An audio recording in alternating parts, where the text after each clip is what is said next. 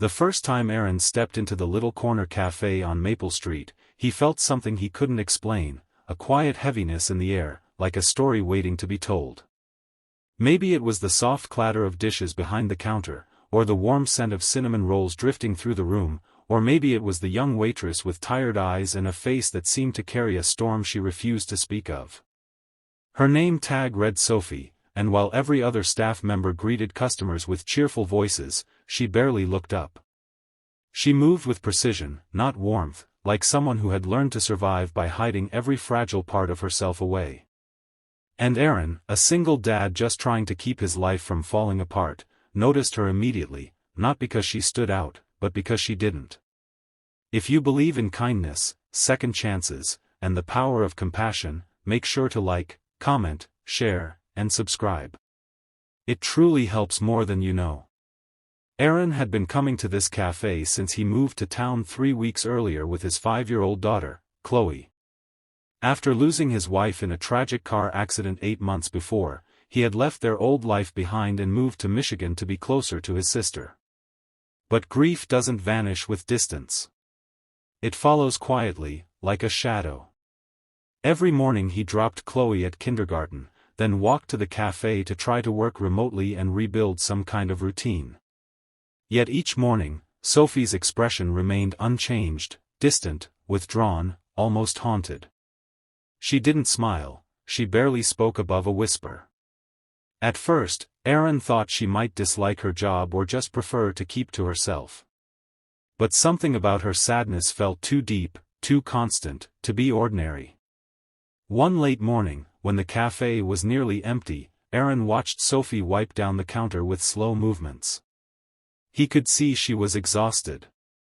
Not the kind of exhausted that comes from a long shift, no, this was the exhaustion of someone who had lived through something heavy and hadn't been able to set it down. She paused for a moment, resting her hand on the countertop as though steadying herself. When she looked up, Aaron caught her gaze by accident. She quickly looked away, but in that fleeting moment, he saw it, pain so raw it made his chest tighten. That was the moment he knew something was deeply wrong. Despite wanting to help, Aaron stayed silent.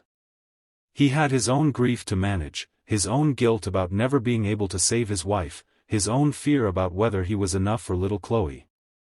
Who was he to intervene in someone else's life when he could barely hold his own together? Still, every day, he watched Sophie go through the motions, her sadness becoming part of the rhythm of the cafe just like the humming refrigerator or the soft music playing from the speakers. One rainy Thursday morning, Chloe was homesick, curled up on the couch with a cartoon playing softly in the background. Aaron came into the cafe late, hoping to grab a coffee and return home quickly. Sophie was working again, pale beneath the overhead lights, her hair pulled back in a messy ponytail as if she hadn't slept. When she approached his table to refill his coffee, her hand trembled almost imperceptibly. She hid it quickly, but Aaron had already seen. Something shifted inside him. For the first time since his wife's passing, he felt the old instinct rising, the instinct to care, to comfort, to reach out. Before he could stop himself, he whispered gently that she seemed tired and asked if she was okay. He expected her to withdraw, maybe to offer a polite response and move on. Instead, she froze. Her shoulders stiffened, and her breath hitched as though fighting off tears. For a full 5 seconds she didn't move. Then she set the coffee pot down, steadying herself again. In a voice that trembled like glass about to break, she whispered, "I don't remember the last time someone cared enough to ask." Those words hit Aaron like a weight. She glanced around, ensuring no one was watching, then leaned in a little closer, her voice barely audible. "I'm trying, but everything at home is falling apart. My mom's sick. She can't work anymore. I'm doing double shifts, and it's still not enough. I'm scared all the time." Her eyes glistened, but she blinked the tears back with practiced control.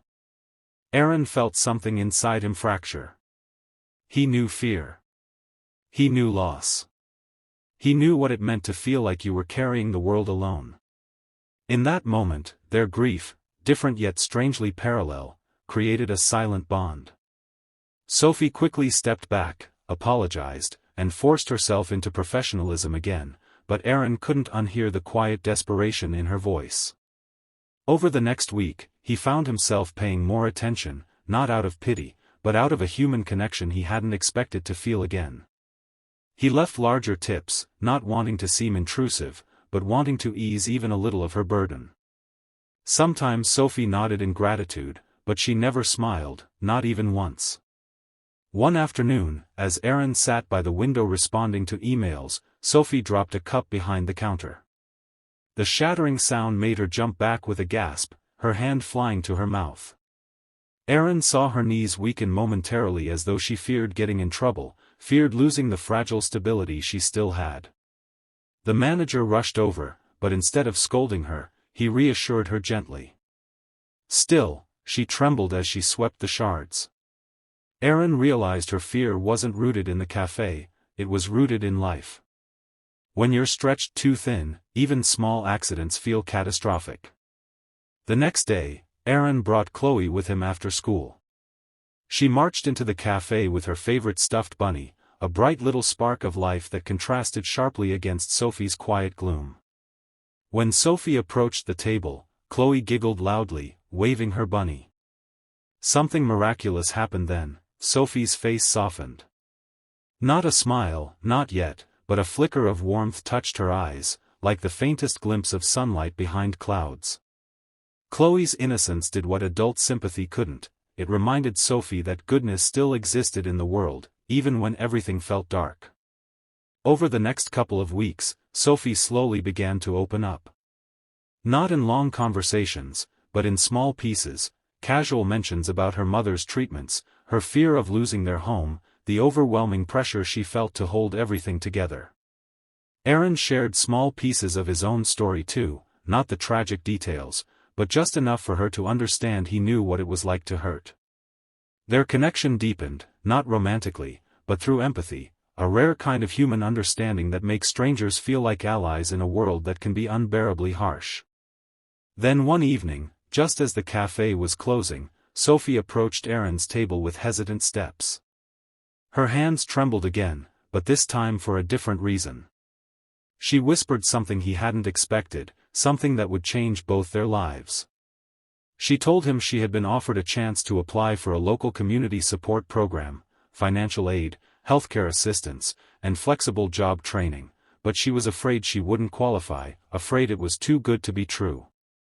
She whispered that no one had ever believed in her before, and she didn't know how to take a step forward when every step in her life had always been backward. Aaron looked at her with a steady calm he hadn't felt in months. He told her she was stronger than she realized, that she deserved help, that she mattered.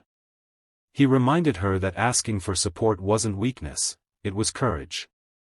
Something inside her cracked open. Her eyes filled with tears, but this time she didn't fight them. She let them fall. And then, for the first time since Aaron had met her, Sophie smiled, a tiny, trembling smile, but a real one. A fragile beginning. The next week, Sophie applied for the program. She got accepted. And when she rushed up to Aaron's table to share the news, as though he were the first person she wanted to tell, the joy in her eyes was something he hadn't seen in anyone for months. It lit the entire café like sunrise breaking through a long, cold night. Aaron didn't realize until that moment that Sophie had changed him too. Helping her had pulled him out of the fog he'd been living in, reminding him that even in grief, life wasn't over. He was still capable of compassion, connection, and rebuilding. And maybe, just maybe, he and Chloe were going to be okay. If this story has touched your heart in any way, please like the video, share it with someone who might need hope today, and subscribe for more inspiring stories. Your support truly means the world. Before we finish, tell us in the comments, has a small act of kindness ever changed your life? Sophie's smile that day marked not just her turning point, but Aaron's as well. Their paths had crossed at a moment when both were hurting, both were lost, and both needed a reminder that compassion, offered or received, can soften even the deepest wounds. And as they stood in the warm glow of the café lights, two ordinary people